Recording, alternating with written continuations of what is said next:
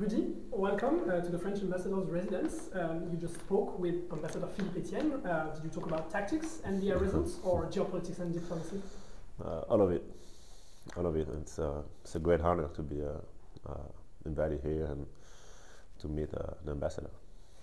So here we are at the end of 2021, and it's nearly impossible not to begin by taking a step back on your fantastic year, like the title of NBA Defensive Player of the Year, congrats, and this exceptional Olympic journey at Tokyo this summer with Team France, which ends on this beautiful silver medal.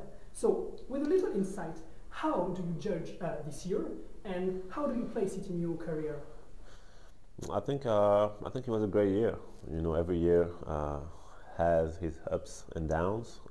You know, for me, the mindset has always been to enjoy the journey, enjoy the good and the bad moments, even if it's harder, of course, to enjoy the bad ones.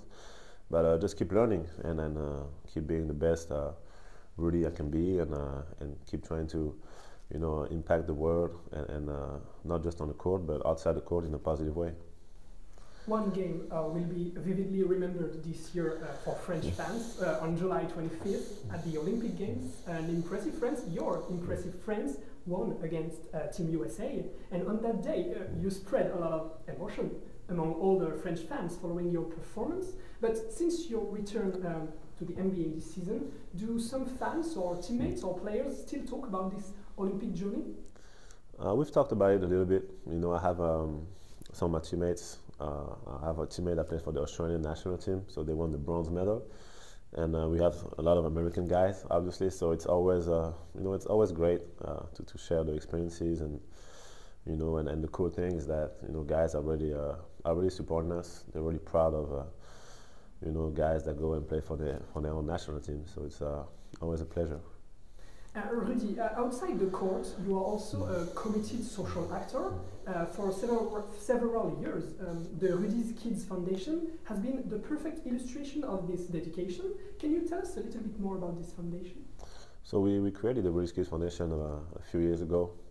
My goal was really to be able to have an impact, not just on the court, but outside the court, and to be able to just change the world, you know, and I always thought that kids, you know, were the future. That I believe that they are the most important thing right now. We need to focus on and just try to do different operations all around the world, whether it's for kids that, you know, don't have a home, kids that are sick, kids that don't have role models. Just try to really do as many great things as we can do, and try to inspire them and also help them be whoever they want to be. So from Salt Lake City, Utah, and all around the world, your actions shine. They have made, for instance, possible to renovate basketball courts in the suburbs of Paris this summer. It looks like France remains a very special and active area of commitment for you, even from the US, no? Of course, you know, and I mean, I grew up in France.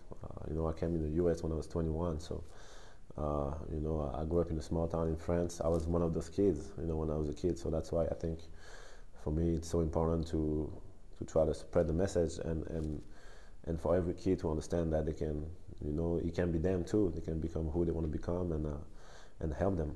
You know, just try to lead the way for them, and not just in France, but, you know, we have some huge projects in Africa, in Senegal, and in the US, and, you know, even why not in South America or Asia. You know, just anywhere in the world. I think, you know, kids don't really choose to be born in the situation that they're born into. So the more we can do, the better.